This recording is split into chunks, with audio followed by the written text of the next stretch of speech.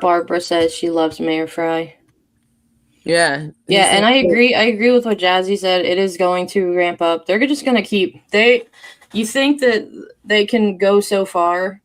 They're going to keep pushing it. They're not going to stop. They're going to keep pushing it. Mm-hmm. And that's. I mean, they already did it. From what it seemed like, they already done.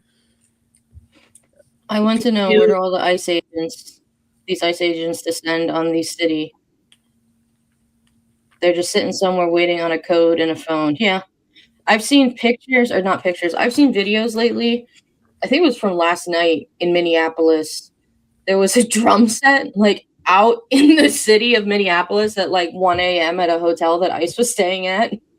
And a bunch of, like, a whole row of cops with their sirens going at, like, 1 a.m. so that ICE couldn't sleep.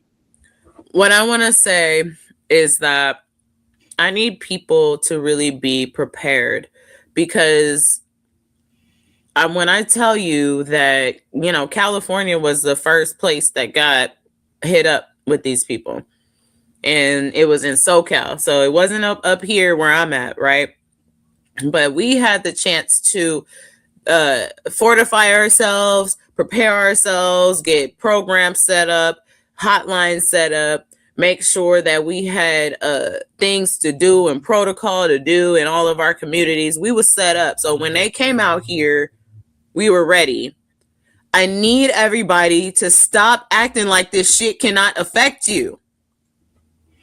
So something that I posted in, like, the chat of Don Lemon's Zoom today was someone was talking about, like, oh, now so many people are outraged. It's because she, and this is nothing against her or the family or anything. She was a white lady. And I've been saying they're going to come for everybody. Mm-hmm. And this is the start. And that's partially why so many people are finally like, oh, this is really bad. Mm-hmm. And I mean, I write about it in the Substack article I wrote too, but, like, my heart has always gone out to people of color that have been dealing with this their whole lives. Mm-hmm. And so now that it's finally happening to us, people are like, oh, I guess we should pay attention. And it just fresh. I can't even imagine how you feel. It's like, okay, well, because we're the ones that we've been getting fucked up the entire time. I don't know, like, what to tell you, but I mean, this is not going to stop. Look at what they said. They already labeled her a domestic terrorist right off top without even knowing anything. I don't even know if they knew that she was white before they did that. Yeah. Oh, and she used pronouns. Oh, not the pronouns.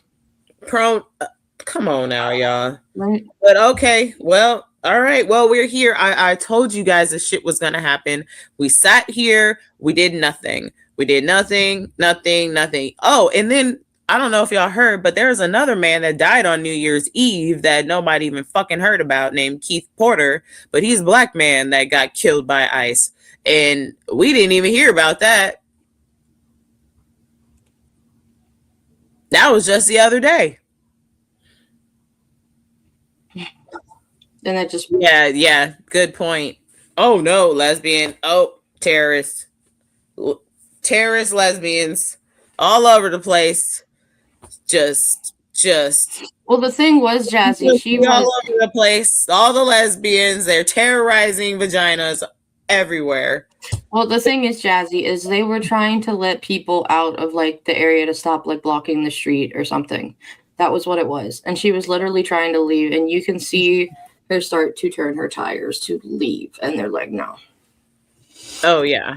That's also a very angle. And then the dude walked off. They're talking about, oh, he's healing in the hospital, in the hospital wing. Oh, and he needs to spend time with his family. And he walked off like the newest one that pisses me off is, oh, well, he had PTSD. Then don't put it back in the... Oh, what's his name, by the way? Jonathan Ross? Yes. That's his name? Okay, let's make sure we know. Like, he had PTSD. Go ahead and look.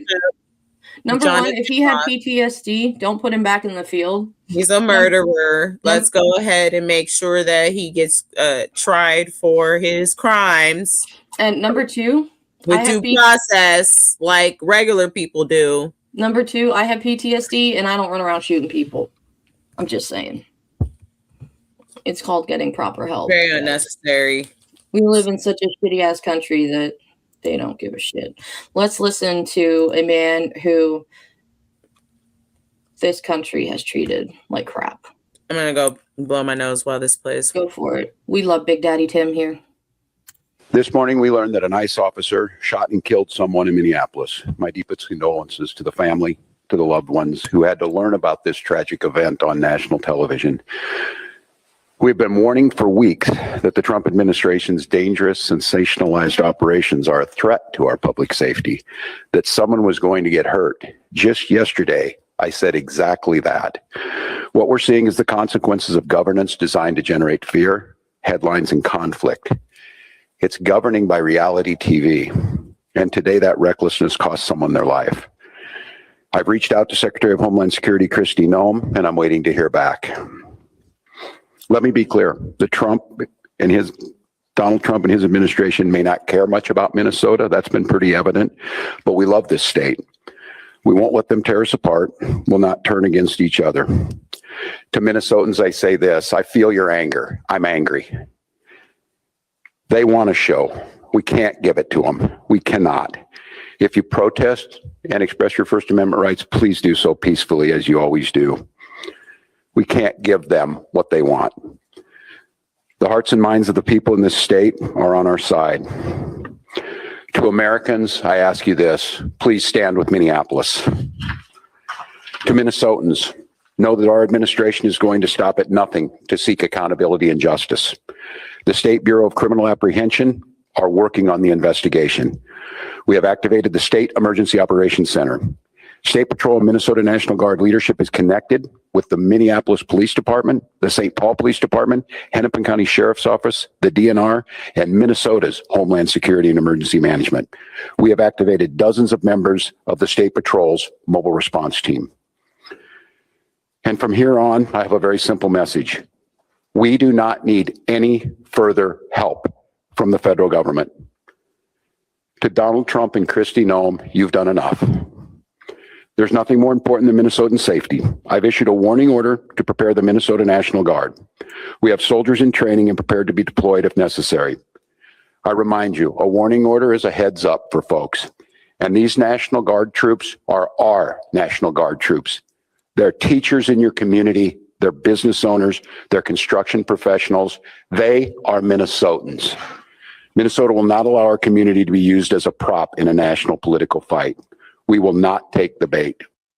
This morning, we learned that an ICE... Yeah, so I think I've seen multiple reports that they did call in the National Guard. Yeah. They have called in the National Guard in Minnesota, and I think he was a member of the National Guard. He was a member of some military. I don't remember what, but Barbara brings up a good point. That's his way of saying get the fuck out.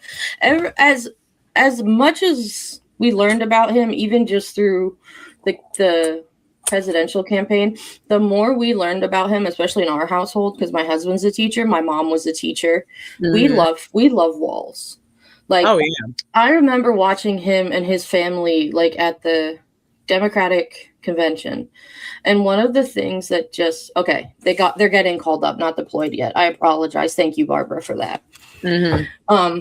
One of the things that I just loved was the love his kids had for him, and like that's not. And, like, I've said this before, I knew when I saw the son crying that, like, the Republicans were going to have a field day with that. But that shows Tim Walz is what I describe as, like, a real man. Mm-hmm. He's a family man. He cares about his people. He does what's best for everybody. I mean, I've read stuff about him from where he was... I think it was like he was a football coach, but he also like ran the LGBTQ clubs. Like he did everything for just equality. And I mean, he turned Minnesota into one of like the best states in the country. And yet people and like people just try to rip him down so hard. And I completely understand him dropping out of the race for, look what they're doing. They drive by his house and scream the R word at his son. And he wants to do what's best for the state. And he's going to do that. If he runs for higher politics, he runs for higher politics. But he's left a legacy. And he's amazing. I mean, it's like, it's a very interesting thing that's going on in Minnesota. I just feel like there's something that draws the ire to that state for some reason. I don't know what it is. I didn't know shit about Minnesota until pretty much like they announced him as VP Floyd-ish, and then and then like now they announced him as VP, and then it just started upticking like everything. But isn't that kind of a good thing if you don't really know about a state? Rather than thinking, like, whenever I think of like the southern states, a lot of it I just think of like crime, redneck. Yeah, no, I'm glad I do, but I don't want to know about them under these circumstances. Yeah. No. And I would like to learn about them like a regular, like in a book or something. That's a great point, Jazzy, that this happened less than a mile away from where George Floyd happened. It did. That's in front of her house. Yeah, like that's she was at her house. Yeah.